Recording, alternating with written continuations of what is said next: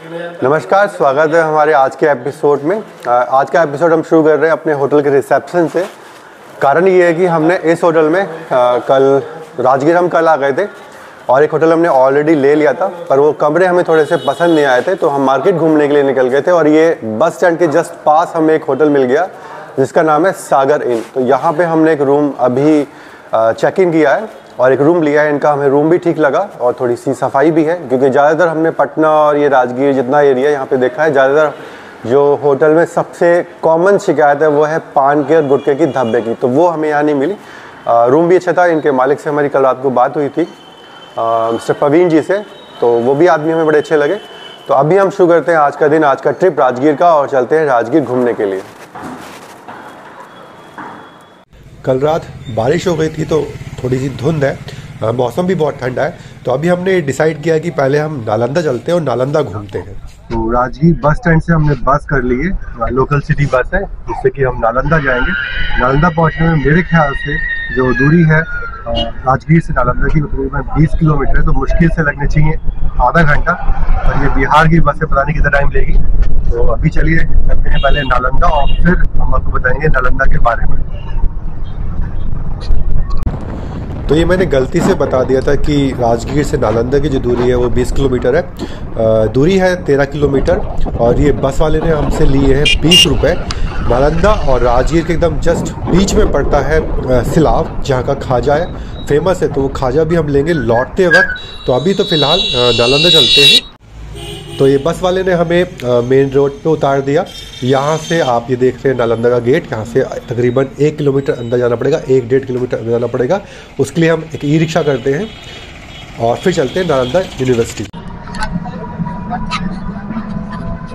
तो ये हम आ गए नालंदा। नालंदा की जो एंट्री है, राजगीर से नालंदा पहुँचने में हमें मुश्किल से आधा घंटा करीब लगा। और अब हमने यहाँ से एक ई रिक्शा कर लिया है जो कि 10 रुपये ले रहा है। और ये हमें जो नालंदा के जो खंडर है, रिविन से जो पुरानी यूनिवर्सिटी है, विश्वविद्यालय है, जो विश्व धरोहर है, वहां पहुंचाएगा। तो वहां जाते हैं पहले हम, और ये वहां तक जाने के हम सिर्फ 10 रुपए ले रहा है। यार तो हमें पहले यूनिवर्सिटी उतार दे, वो जो खंडर है ना, खंडर उतार दे। ह्यूएनसांग म्यूजियम है जो नौलखा बोल रहे हो, ह्यूएनसांग म्यूजियम है इंडिया इंडो चाइना कोलैबोरेशन से बना। हाँ क्या कहा आपने? ह्यूएनसांग या ज़ैनजुआंग, दोनों नाम सही है। हाँ। तो वो पास में ही है, वहीं से वहाँ से 1 किलोमीटर है, वॉकेबल डिस्टेंस है। मेरे को वॉकेबल है लेकिन थोड़ा लंबा लगेगा कि पूरा ये है ओपन रोड है। अच्छा अच्छा। बट म्यूजियम, अगर हिस्ट्री में इंटरेस्ट है तो म्यूजियम अच्छा है। अच्छा, वैसे यहाँ पे सिर्फ ये खंडहर मेन है, खंडहर यहाँ का मेन है। और क्या मेन यहाँ का? खंडहर ही है वो। खंडहर बहुत, उसको अगर कोई गाइड ले लीजिएगा तो ज्यादा अच्छा समझा पाएगा वो। गाइड करना पड़ेगा। हाँ, गाइड आपको सही बताएगा। बहुत सारी चीजें हैं। 500 रुपया रेट है, बट 300 में कर देगा अगर ठीक से बार्गेन कीजिएगा तो। अच्छा। तो ये ई रिक्शा वाला ने एकदम हमें इस गेट के बाहर उतार दिया। यहाँ से हमें एंट्री करनी पड़ेगी और अंदर जाना पड़ेगा। ये टिकट काउंटर है, यहाँ से टिकट लेना पड़ेगा। तो टिकट लेने के लिए मैंने पंकज को लगा दिया है। पंकज इन सब कामों में बहुत एक्सपर्ट है, नालंदा की खास वो इन्फॉर्मेशन नॉलेज लेके आया अपने साथ। तो इस वक्त आ गए हम नालंदा विश्वविद्यालय जो खंडर है उसमें, और यहाँ का एंट्री चार्ज लगा है 40 रुपीज़ पर हेड। तो अभी हम चलते हैं देखने के लिए यूनिवर्सिटी को, और इसके लिए करना पड़ेगा हमें एक गाइड। तो देखते हैं कोई गाइड करते हैं बढ़िया सा, जो हमें इसके बारे में ढंग से बता सके डिटेल में।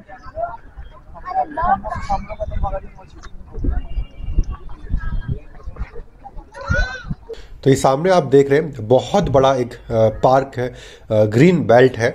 उसके बाद अंदर खंडर है। तो पहले मेन गेट से एंट्री करेंगे, फिर टिकट काउंटर और फिर यहाँ से अंदर जाएंगे। तो अभी हमें गाइड ढूंढना पड़ेगा, और गाइड ढूंढने के लिए मैंने पंकज को रेस्पॉन्सिबिलिटी दी है, क्योंकि पंकज जो है इन सब कामों में बहुत ज़्यादा एक्सपर्ट है। और जैसा मैंने बताया कि वो उत्तराखंड में एक स्कूल में टीचर है, तो वो ख़ास तौर से इस नालंदा यूनिवर्सिटी के लिए पूरी इन्फॉर्मेशन नॉलेज अपने साथ लेके आए।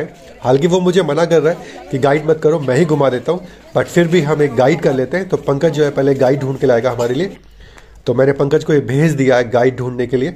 वो एक गाइड ढूंढता है और फिर हम नालंदा यूनिवर्सिटी पूरा घूमते हैं और आपको भी घुमाते हैं। ये डिटेल वीडियो है, तो बड़े आराम से इस वीडियो को देखें, अपने बाकी सब काम को छोड़ें और ये वीडियो देखें। इसमें आपको सारी जानकारी नालंदा यूनिवर्सिटी की मिलेगी।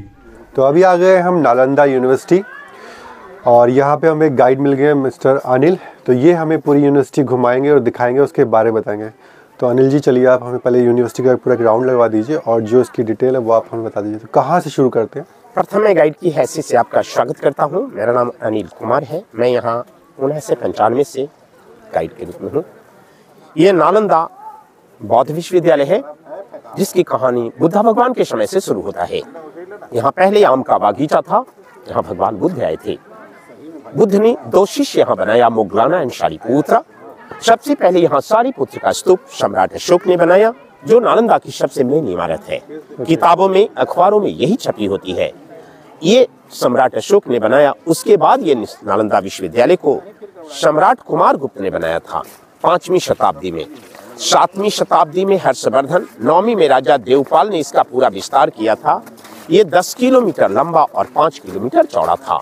तो सबसे पहले मतलब अशोका ने बनाया ये स्तूप को। स्तूप जी, यहाँ से शुरुआत हुई। जी हाँ। उसके बाद यूनिवर्सिटी को 5th सेंचुरी एडी में कुमार गुप्त ने बनाया। अच्छा, और इसलिए कुमार गुप्त को नालंदा विश्वविद्यालय का फाउंडर कहा जाता है, अशोक को नहीं। ओके। हर्षवर्धन देवपाल के द्वारा इसका विस्तार हुआ था। ये 10 किलोमीटर लंबा, 5 किलोमीटर चौड़ा था। एट ए टाइम यहाँ 10,000 छात्र, 1,500 प्रोफेसर अध्ययन अध्यापन के कार्य में लगे हुए थे। लेकिन 12वीं शताब्दी में तुर्किस्तान इन्वेडर बख्तियार खिलजी का अटैक हुआ नालंदा पे, इसे जला दिया गया। 3 बड़ी बड़ी पुस्तकालय यहाँ थी, जिसका नाम रत्न सागर, रत्न दधी, रत्न रंज का था। इतनी किताबें थी, उनमें 6 महीना तक जलती रही। फिर ये भूकंप पे उस तरह से दब गया था। अभी खुदाई करके ये 2 लाइन निकाला गया है। तो ये अंदर से सॉलिड स्ट्रक्चर है। इसके ऊपर में भगवान बुद्ध की बहुत बड़ी मूर्ति थी। मूर्ति से ये चारों तरफ घिरा हुआ था। कुछ आप दीवारों पर देख भी रहे हैं, लेकिन वहाँ बहुत सारा गोल गोल कंस्ट्रक्शन आप देख रहे हैं। कहाँ पे? वो जितना गोल गोल देख रहे हैं, बहुत सारा चौकोर है, बहुत सारा गोल है। आइए, चौकोर वाला वो सब ध्यान करने की जगह है, जो इधर भी देखा जा रहा है सर। अच्छा, लेकिन जो प्लेटफॉर्म बनाया हुआ है, लेकिन गोल गोल जो थी वो समाधि है। जो विद्यार्थी या प्रोफेसर बाई नेचर मर जाते थे, अच्छा, मर जाने के बाद उनके डेड बॉडी को घर भेजना संभव था नहीं। यहीं पर जला करके उनके राख को रख करके समाधियां बनाई जाती थी। अच्छा। जो मंदिर के पास में था। तो वो लाइन आपका चैत्य मंदिर है और ये लाइन बिहार है, जिसको ये नक्शा में दिखाया गया है। नालंदा 2 लाइन में अभी खुदाई करके निकाला गया। 1 line the part of the monasteries, जहाँ ये सब रहने के कमरे हैं, आंगन पढ़ने का जगह, और सबके सामने ये चैत्य है, बौद्ध मंदिर, जिसका ये मेन स्तूपा है, जो मैंने बताया सारिपुत्र का स्तूपा। ओके। फिलहाल नालंदा में सर 11 हॉस्टल और 11 मंदिर मिला, लेकिन मेन गेट इसका नहीं मिल सका है। अच्छा। यही रास्ता दीवार काटा हुआ है, जिससे आप आए भी हैं, और घूमने के बाद यही रास्ता आपको वापस बाहर जाने के लिए होगा। अच्छा। फिलहाल नालंदा में 11 मोनास्ट्री मिला। खुदाई करने के पहले इमारत वैसा दबा हुआ था। अच्छा। ये जो टीला जैसा देख रहे हैं। तो आइए एक हॉस्टल को पहले हम लोग घूमते हैं। और नालंदा विश्वविद्यालय में सर जो लैंग्वेज था, पाली और संस्कृत, ये 2 भाषाओं में पढ़ाई होती थी। अच्छा। अभी वो लंबा लंबा पेड़ तक खुदाई हुआ है, चौकोर वाला सब ध्यान करने का जगह। तो इधर सेम टू सेम 11 विहार मिला है। Vihar means where student lives and used to study here, hostel. और ये दूसरा लाइन मंदिर है। तो कुछ कमरानुमा आकृति में, जो चैत्य कहलाता था, जिसके अंदर जाकर के लोग मूर्ति पूजा करते थे। कुछ स्तूपा है जो अंदर से सॉलिड है, उसके ऊपर में बुद्ध भगवान की मूर्ति होती थी। तो ये सब क्या तोड़ दी गई या टूट गई? मैंने बताया, ये सबसे पहले आग लगाया गया था, उसके बाद ये भूकंप में टूट गया था। अच्छा। हम एक बौद्ध विहार यानी एक हॉस्टल के अंदर जा रहे हैं सर। सारा हॉस्टल का बनावट एक जैसा था, जैसा मैंने बताया मंदिरों का बनावट एक जैसा था। इंट्रेंस पे दोनों तरफ में भगवान बुद्ध की मूर्ति हुआ करता था। लोग अंदर जाते थे या बाहर आते थे मूर्तियों को नमस्कार करके, जिनका मंत्र होता था नमो तस्य भगवतो अरहतो सम्मा सम्बुद्धस्य बुद्धम शरणम गच्छामि धम्मम शरणम गच्छामि। तो यहाँ पे मूर्तियाँ होती थी, मूर्ति होता था दोनों तरफ। तो ये एंट्रेंस थी जी इस हॉस्टल के लिए। ये सब कटिंग अभी किया गया बरसाती पानी निकलने के लिए। ये काला काला दाग नालंदा के जलने का ओरिजिनल दाग है, जो अच्छा, ये जो है टेम्परेचर इतना हाई था कि ईंट भी पिघल गया है। अच्छा। जिसकी चौखट होती थी, हर दरवाजे पे एक लाइट शेल्फ। और ये लाइट के लिए ये बुक शेल्फ है, किताब रखने का जगह। तो ये अंदर से खाली है? ताकि वहीं पर गैस जमा होता रहे, अच्छा, धीरे धीरे करके पास आउट हो। और ये बुक शेल्फ है, किताब रखने का जगह। एक कमरा एक लोगों को प्रोवाइडेड था। अच्छा, हर स्टूडेंट को एक कमरा मिला रेशियो हुआ था 7:1, प्रत्येक 7 बच्चों के बाद एक टीचर रहते थे। कमरा सब एक तो ये जैसा कमरे था। की जो ऊंचाई ऊपर ऊंचाई है, जहाँ छत लकड़ी का था वो सब जल गया है। अच्छा। ये सब काला काला दाग, जलने वाला दाग है। अच्छा, और कॉमन इनके वो टॉयलेट बाथरूम होते थे? जी हाँ, कितने दब गया? जी हाँ, चूंकि मल्टी स्टोरेज बिल्डिंग था। अच्छा। Minimum 3 floor, maximum 9 floor. तो अब हम एक छात्रावास के अंदर आ गए, जिनके लिए 2 कॉमन बाथरूम होता था, जहाँ लोग कुआं से जल ला करके स्नान करते थे। इनका ड्रेनेज सिस्टम देखेंगे, उधर से ये ढाल बना हुआ है, सीमेंट बाद का है, सिस्टम पहले का है। ये जो पुराने ईंट बिखरे हुए थे उसको ऊपर से रखा गया। अच्छा, ये सब बाद में इसको बनाया गया? बचाने के लिए। जी इसको हाँ, बचाने के लिए। इसीलिए थोड़ा सा ये ईंट बाहर निकाला हुआ है। हाँ, क्योंकि ये आरसीसी तो पूरी नहीं है। हाँ, ये ड्रेनेज सिस्टम देखिए, ये इधर से धीरे धीरे करके ढाल हो गया है, सीमेंट बाद में दिया गया है। अच्छा, सिस्टम पहले वाला ही है। हाँ, ये क्लासरूम है, ये लेक्चरल स्टैंड है, यहाँ से टीचर इनको पढ़ाते थे। पत्थर के जगह पिलर था जिससे इनकी छतें टिकती थी, माने गुरुकुल जैसा पढ़ाई होता था। बगल में वो चूल्हा है, नीचे से काठ का लकड़ी जब उसके अंदर डाला जाता था, उस चूल्हे का प्रयोग विभिन्न कार्यों में होता था। चूल्हे को दिखा दो। जब क्लास चलता था, लोग वहाँ प्रैक्टिकल करने जाते थे। अच्छा, माने अष्टधातु की मूर्ति को जोड़ते तोड़ते गलाते थे। ओके। सुबह शाम लोग खाना बनाते थे, जाड़े के मौसम में हाथ सेकते थे, और बाकी समय में लोग आयुर्वेदिक दवाई बनाते थे। जब वहाँ खाना बनता था, ये प्लेस डाइनिंग हॉल के रूप में इस्तेमाल होता था, जहाँ खाना खाते थे। तो ये पढ़ते यहाँ पे थे यहाँ प्रैक्टिकल का और यहाँ काम प्रैक्टिकल करते थे अष्टधातु और की खाना खाते थे। जी, ये जगह जगह पर देखिए धनुष के जैसा शेप मिला है। This was the national symbol of Gupta dynasty. अच्छा, एक कुमार गुप्त राजा का राजकीय चिन्ह हुआ करता था। गोदाम जहाँ वो चावल रखते थे, यहाँ से 2 बड़ा बड़ा मटका और जला हुआ चावल मिला है। शायद आपने नालंदा म्यूजियम में देखा होगा, म्यूजियम में रखा हुआ है। आई जी थी, जरा सा कोई मोबाइल का जरा सा टॉर्च जला के दीजिए 1 मिनट के लिए। गोदाम के सामने यहाँ भगवान बुद्ध की विशाल मूर्ति थी। इसे लाइटेड करने के लिए इधर और इधर ये 2 पत्थर लगा हुआ है। देखिए इन पत्थरों में अभी भी कितनी ग्लेजिंग है, कितनी स्पार्किंग, कितनी चमक है। सर देख रहे हैं ना, देख रहे हैं? तो ये साधारण पत्थर नहीं, रियल में ये माइका स्टोन है। तो यहाँ तो माइका मिलता है, माइका का पत्थर लगाया है। माइका कोडरमा की भारियों मिलता है। हाँ, ये कॉपर प्लेट यहाँ लगाया जाता था, इधर भी उस पत्थर पर भी। ठीक है। जब इस पे सूर्य या चंद्र किरणें पड़ती थी, लाइट सीधा मूर्ति पे रिफ्लेक्शन होता था। मींस जस्ट लाइक मिरर, दर्पण सिस्टम। अच्छा, कितनी अच्छी टेक्नोलॉजी आज से 1500 साल पहले थी इसका। 3 बार में बना, सो बड़ी बड़ी ईंटें गुप्ता डायनेस्टी की है। Means we are standing on the floor of Nalanda. ये ईंट का टुकड़ा चूना सुर्खी माटी की दीवारें हर्षकाल की है, जबकि छोटी ईंटें पाला डायनेस्टी की है। ये सीढ़ियां भी इनके ऊपरी फ्लोर पर जाने का रास्ता था। बिल्डिंग डैमेज है इसलिए जाना मना है। ओके। लेकिन विषय के रूप में कला विज्ञान, आयुर्वेद विज्ञान, चिकित्सा विज्ञान, दर्शन शास्त्र, तत्व ज्ञान, खगोल विज्ञान, ये सब मुख्य सब्जेक्ट था नालंदा का। नालंदा की कुल आयु सर 700 साल रही।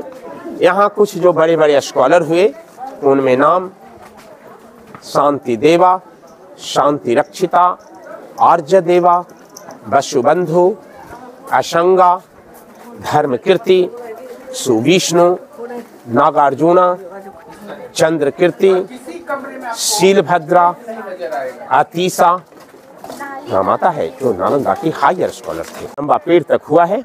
अच्छा, उसके बाद सर गांव बस गए, खुदाई बंद है। तो सेम टू सेम इधर 11 मोनास्ट्रीज अभी तक मिला है। जैसे मैंने यहाँ एक बिहार 1 नंबर दिखाया, सेम टू सेम 11 बिहार मिले। अच्छा, मगर इसमें सारी सिस्टम लगभग बची हुई थी। बाकी हॉस्टल बनावट में एक जैसे थे, कहीं कुछ टूटता गया है, टूट गया है। और हर के सामने ये कमरा नुमा या वो बड़ा टीला जैसा, ये सब एक एक चैत्य है, बौद्ध मंदिर। अब यहाँ से जितनी भी रिमेन्स मिली नालंदा म्यूजियम में है। यही गेट नया था सर, जहाँ से आप इंटर लिए थे और यहीं से वापिस बाहर जाएंगे। यही नालंदा है। यहाँ के बाद हमारा गाइड तो ये गाइड ने हमें पूरी नालंदा यूनिवर्सिटी घुमा दी, पूरी तो नहीं बोलूँगा, जो पहला विहार है वो दिखा दिया है। बाकी 11 विहार यहाँ पे मिले जैसा गाइड ने बताया। तो एक लाइन से सारे विहार ये बने हुए हैं 1 से लेकर 11 तक। इसके अलावा भी हैं बहुत सारे जो कि मिट्टी में दबे हुए हैं और वहाँ पे गांव बन चुके हैं, गांव वालों ने वहाँ पे कब्जा कर लिया जैसा हमें गाइड ने बताया। तो मैं आपको 2 मेन विहार दिखाता हूँ जिससे मैं आपको समझाता हूँ कि क्यों नालंदा को यूनिवर्सिटी बोलते हैं। दूसरी बात यहाँ पे मैं आपको बताना चाहूँगा कि आप जब नालंदा घूमने के लिए आए तो खास तौर पे वीकेंड पे नहीं आए, क्योंकि वीकेंड पे बहुत ज़्यादा भीड़ होती है, खास तौर पे स्कूल के बच्चे आते हैं और बहुत ज़्यादा शोर होता है। तो आप जितनी अच्छी तरीके से इस जगह को घूम सकते हैं या इस जगह को फील कर सकते हैं, इस जगह की जो वाइब्रेशन को आप महसूस करते हैं वो थोड़ा सा आपको डिस्टर्ब होगा। और वीकेंड पे थोड़ी सी भीड़ होती है तो डिस्टर्बेंस ज़्यादा होता है। तो वीकडेज का प्लान करेंगे तो मेरा ये सुझाव आपको ज़्यादा बेटर तरीके से आपको गाइड भी बता सकेंगे, टाइम दे सकेंगे और आप भी अच्छी तरीके से इसको घूम सकेंगे। तो चलिए पहले मैं आपको 2 विहार दिखाता हूँ और बताता हूँ कि क्यों इसको यूनिवर्सिटी बोलते थे, क्योंकि हर विहार अपने आप में एक पूर्ण रूप से कॉलेज था।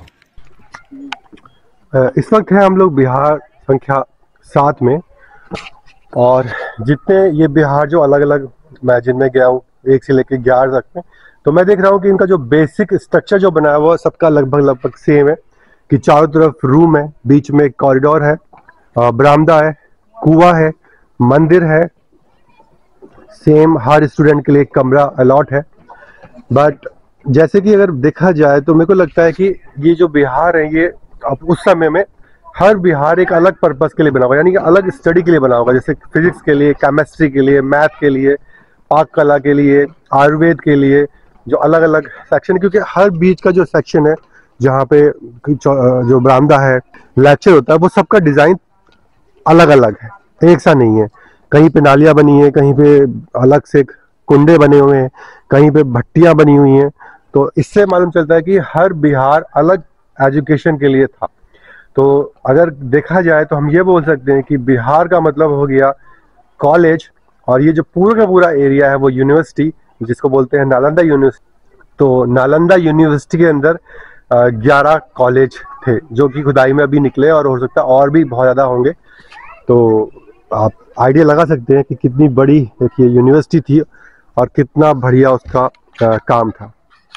तो इस वक्त हूँ मैं बिहार संख्या 11, टोटली इसमें पूरे 11 बिहार है जैसा कि हमें गाइड ने बताया। तो गाइड को थोड़ा सा ब्रीफ करके मैं आपको समझा देता हूँ कि किस टाइप से लोग बनाते थे। बिहार का मतलब समझ लीजिए एक हॉस्टल या एक ऐसा छोटा सा कॉलेज जहाँ पे सब कुछ हो रहा है, वहाँ पे वो रह भी रहे हैं, पढ़ाई भी कर रहे हैं और अपना एक्सपेरिमेंट भी कर रहे हैं। तो अभी हम बिहार नंबर 11 के अंदर जैसे घुसते हैं तो ये एक एंट्रेंस है जो मोटा मोटा रूप में दिखता है, ये एक एंट्रेंस है। और यहाँ से जैसे हम लोग स्टूडेंट समझ लिए उस समय की अगर हम रिज्यूम करें, उस समय को सोचें, तो स्टूडेंट यहाँ से एंट्री करते हैं। ये बीच का, जैसे आज के टाइम पे हॉस्टल्स का होता है, ये बीच का पूरा एक कॉरिडोर है और ये है बीच का हॉल या बरामदा इसको बोल सकते हैं। और वो सामने जो आप एक चबूतरा सा देख रहे हैं जहाँ पे 4 आपको पिलर दिख रहे हैं ग्रे कलर के, वो स्टेज या प्लेटफॉर्म जहाँ से वो लेक्चर देता है और अपने स्टूडेंट्स को यहाँ पे बैठा के पढ़ाया जाता है। ये जो चारों तरफ आप रूम्स टाइप देख रहे हैं, कमरे नुमा जो बिल्डिंग बनी हुई है, इधर हाफ है वो उधर पूरा टूटा हुआ है और ये इधर भी बने हुए हैं। तो ये सारे इनके रूम्स थे और एक रूम में एक स्टूडेंट रहता था। तो इससे आप आइडिया लगा सकते हैं कि नालंदा यूनिवर्सिटी उस समय कितनी भव्य रही होगी, कितनी बड़ी रही होगी और इसका इतिहास में कितना महत्व रहा होगा, जिसको कि एक मुस्लिम आक्रमणकारी ने पूरी तरीके से तोड़ दिया।